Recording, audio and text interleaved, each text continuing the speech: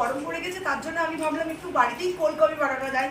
তাই আমি কোল্ড কফির জন্য নিয়ে নিচ্ছি নেসলে কফি নিয়ে নিচ্ছি, তার মধ্যে আমি চিনি এগুলো নিয়ে নিচ্ছি। প্রথমে কী করবো, প্রথমে আমি কফিটাকে কাটলাম, কফিটা কেটে আমি একটু যেহেতু অনেকটা করবো তার জন্য কফিটা একটু দিলাম, কফিটা দিলাম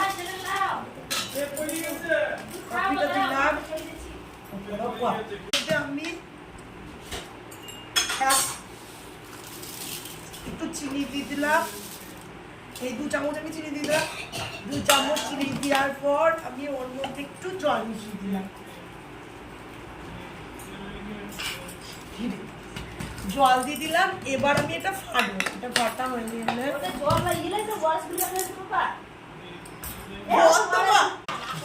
বল। এবার আমি কফির দুটো নেসলে কফি দিয়ে দিলাম। তারপর আমি